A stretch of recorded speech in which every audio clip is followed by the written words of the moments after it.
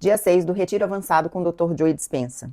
Esse foi o dia em que o tempo some, o corpo começa a soltar o passado e o desconhecido aparece de um jeito muito real. Esse é o dia da meditação mais aguardada do Retiro, a meditação mística. Ela começa às 4 da manhã e vai até às 9 da manhã sem pausa. Parece impossível, né?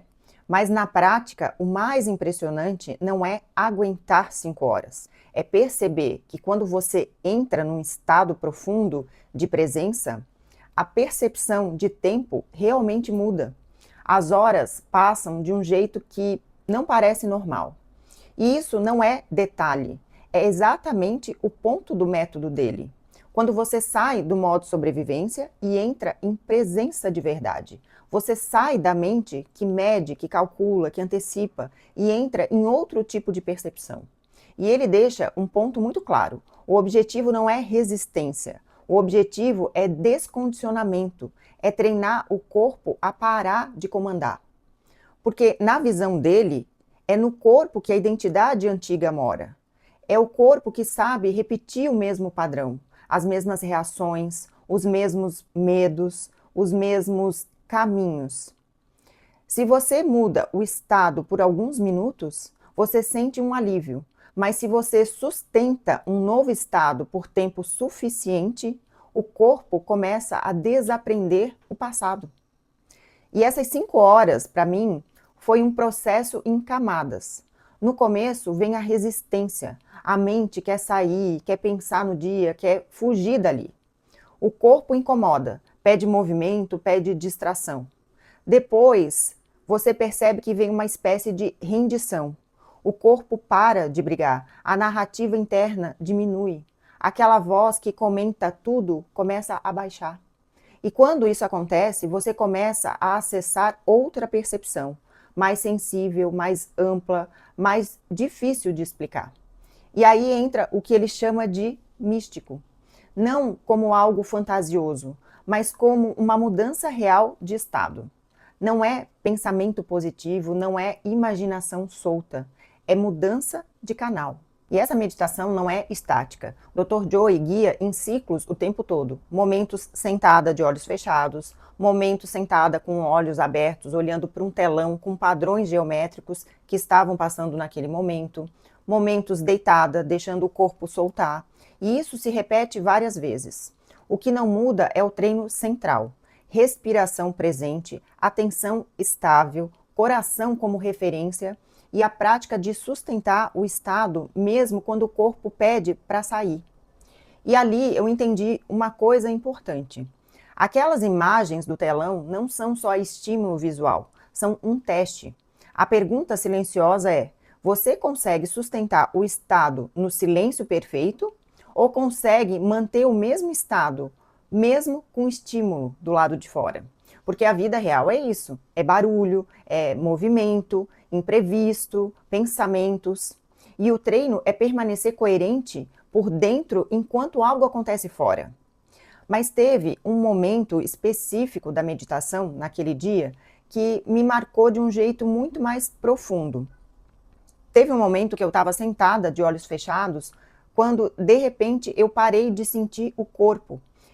Eu não sentia mais o meu corpo encostado na cadeira. Era como se eu tivesse ali, mas sem forma.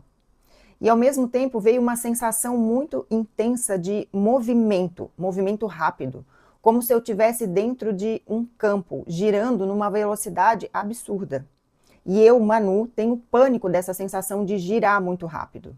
E ali, por alguns instantes, eu não sei se foram segundos ou um pouco mais, e eu senti uma descarga muito forte, o coração acelerado, a sensação de perda de controle. Foi um pouco apavorante e, ao mesmo tempo, extremamente real. É estranho falar isso porque parece exagero, mas eu sei exatamente o que eu senti naquele momento. E quando eu consegui respirar e observar aquilo depois, ficou muito claro para mim. Aquilo foi como um espelho direto do meu medo do desconhecido. Do quanto eu ainda quero controlar tudo.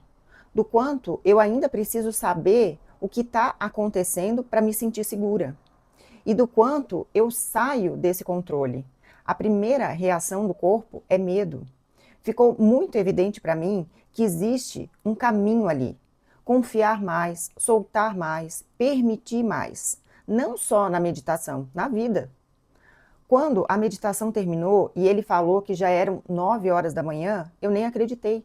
Parecia que não tinha passado tudo isso. Mas faz sentido. Quando você está profundamente presente, você sai do tempo como medida e entra no tempo como experiência. E no fim, tudo volta para a base que ele repete o retiro inteiro. Pensamento mais emoção viram um sinal. Repetir o mesmo sinal mantém a mesma identidade. E se você quer mudar a sua vida, você precisa sustentar um novo estado tempo suficiente para o corpo aprender.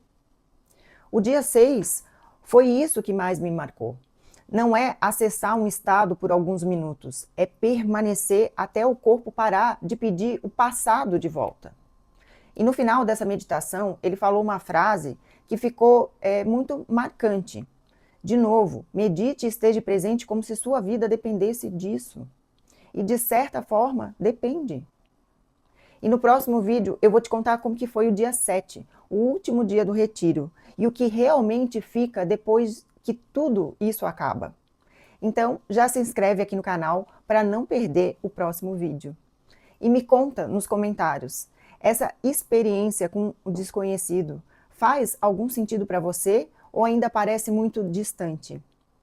E se você quiser começar a treinar isso na vida real, como algo mais simples e aplicável, eu também deixei o link do meu treino de 7 dias, o Reset do Piloto Automático, aqui na descrição.